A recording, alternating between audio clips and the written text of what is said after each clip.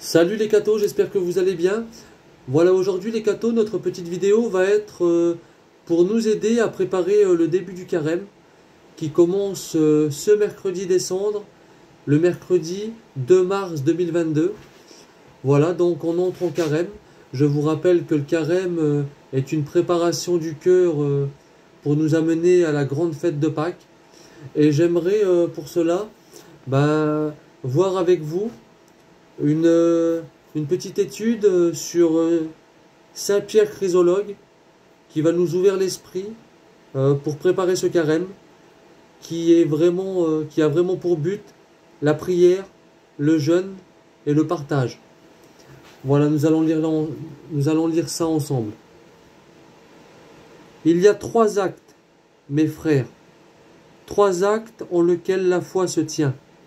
La piété consiste, la vertu se maintient, la prière, le jeûne, la miséricorde.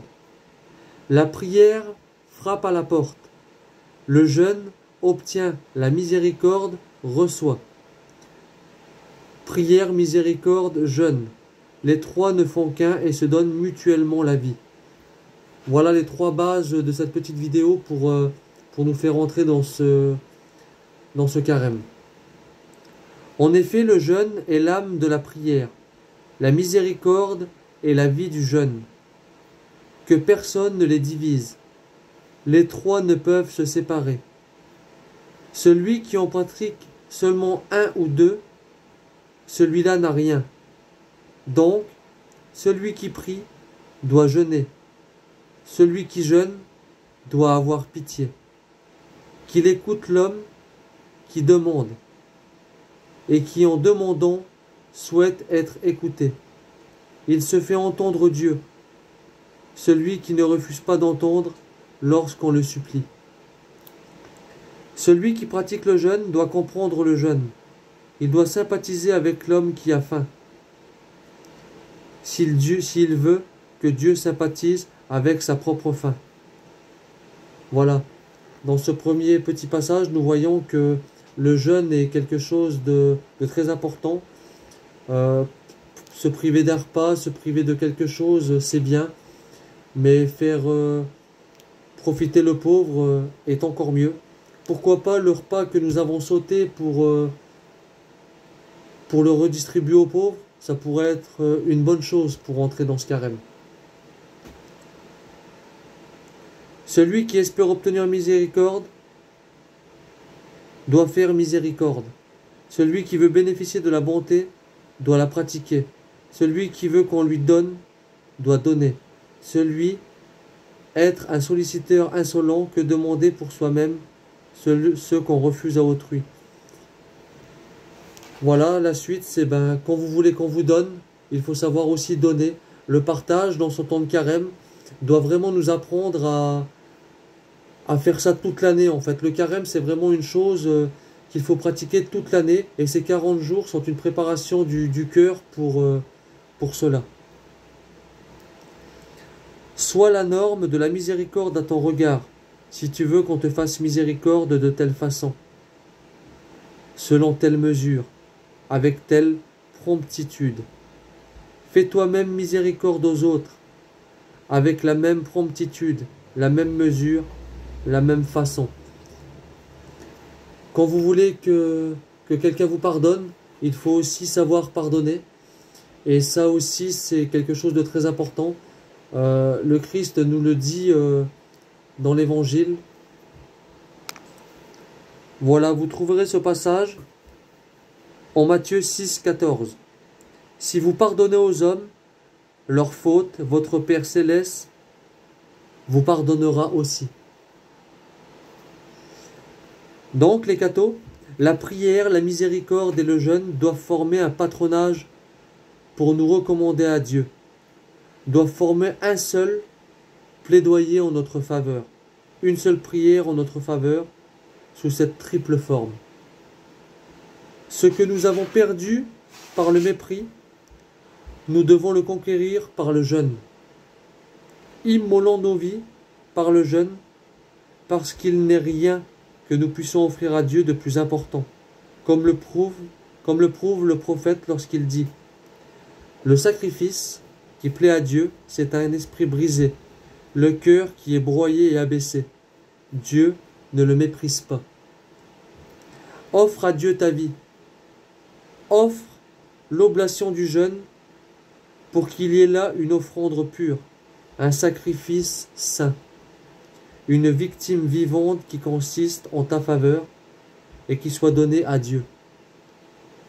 Celui qui ne lui donnera pas cela n'aura pas d'excuse, parce qu'on a toujours soi-même à offrir. Mais pour que ces dons soient agréés, il faut que vienne ensuite la miséricorde. Le jeûne ne porte pas de fruits s'il n'est pas arrosé par la miséricorde. Le jeûne se dessèche par la sécheresse de la miséricorde. Ce que la pluie est pour la terre, la miséricorde l'est pour le jeûne. Celui qui jeûne peut bien cultiver son cœur, purifier sa chair, arracher les vices, semer les vertus. S'il n'y verse pas les flots de la miséricorde, il ne recueille pas de fruits.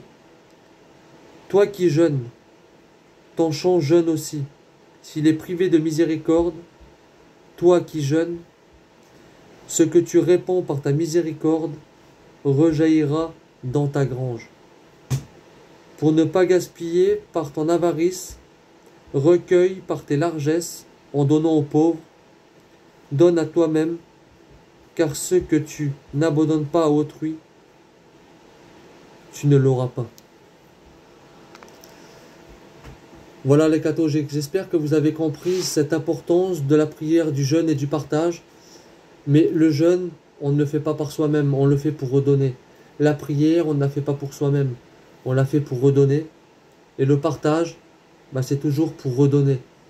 J'espère vraiment que vous avez compris que ce temps de carême était vraiment une préparation du cœur pour nous purifier de l'intérieur, pour nous amener à cette grande fête de Pâques, pour ensuite pouvoir essayer vraiment de faire ça toute l'année et pas seulement pendant ces 40 jours.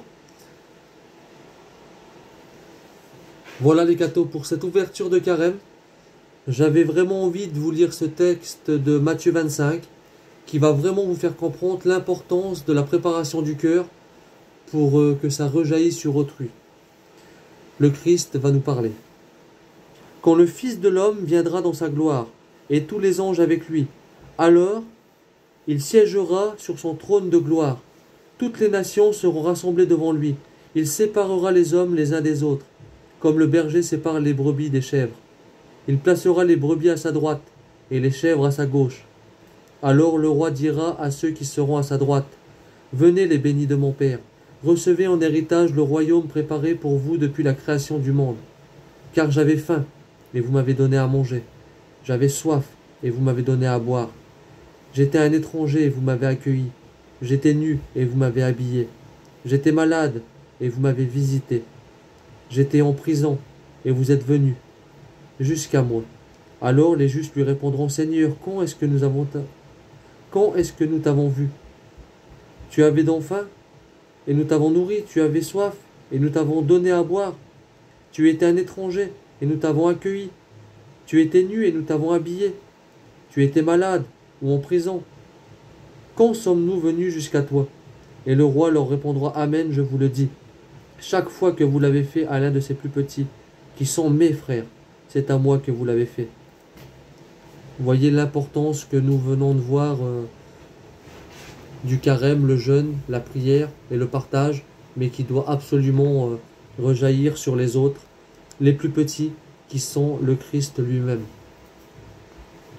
Alors il dira à ceux qui sont à sa gauche: allez-vous-en loin de moi, maudits, dans le feu éternel, préparé pour le démon et ses anges. Car j'avais faim, et vous ne m'avez pas donné à manger. J'avais soif, et vous ne m'avez pas donné à boire. J'étais un étranger, et vous ne m'avez pas accueilli. J'étais nu, et vous ne m'avez pas habillé. J'étais malade, et en prison, et vous ne m'avez pas visité. Alors ils répondront, eux aussi: Seigneur, quand est-ce que nous t'avons vu avoir faim et soif, être nu, étranger, malade ou en prison, sans nous mettre à ton service? Il leur répondra: Amen, je vous le dis, chaque fois que vous ne l'avez pas fait à l'un de ces plus petits, à moi non plus vous ne l'avez pas fait. et ils s'en iront, ceux-ci, au châtiment éternel, et les justes à la vie éternelle. Voilà les cathos. Pour accepter, pour pouvoir arriver à la demande du Christ, de s'occuper de ses plus petits, il faut demander au Christ une purification de notre cœur, qui est parfois tournée sur nous-mêmes. Et c'est pour ça que j'aimerais vous lire une lettre que j'ai reçue l'année dernière à l'entrée de Carême, à ma basilique. Et c'est une lettre qui a été écrite par le pape. Et j'aimerais vous la lire pour vous aider, pour nous aider à pouvoir prier pendant ce carême pour que Dieu nous accorde de nous purifier. Voilà. Il y a 5 ans, le pape François fit une confidence à l'évêque qui préside le chapelet à la grotte de Lourdes tous les dimanches. Il lui disait que tous les soirs, avant de se coucher, il demandait à Dieu de le purifier et qu'il disait 5 Notre Père qui correspondent aux 5 plaies du Christ. Cet après-midi, l'évêque, après le chapelet, eut raison de l'évangile de ce jour. La guérison, c'est-à-dire la purification du lépreux, qui symbolise notre cœur. Nous engager à faire cette prière chaque jour du carême. Voilà les cathos. N'hésitez pas à demander à Dieu de vous purifier, à demander à Dieu de nous purifier, en récitant simplement tous les soirs 5 Notre Père qui correspondent aux 5 plaies du Christ, pour nous aider à avancer dans ce carême, nous aider à aider ses plus petits, à aider ses pauvres, et surtout à essayer de tenir par la suite pour pouvoir le faire toute l'année. Voilà, j'espère que cette vidéo vous a plu. N'hésitez pas à vous abonner pour ceux qui ne l'ont pas encore fait. N'hésitez pas à faire connaître la vidéo à ceux qui ne la connaissent pas encore, cette chaîne YouTube. Voilà, n'hésitez pas à mettre un petit pouce bleu. Et n'hésitez pas à partager la vidéo. Voilà, merci à tous. Voilà donc un bon carême à tous. Et que Dieu nous accorde la grâce de ce carême, de cette purification dans nos prières, pour vraiment que notre cœur ne soit plus pierre mais chair, pour que nous pouvions aider ses plus petits. Voilà, que Dieu vous bénisse, bon carême, et à plus les cathos.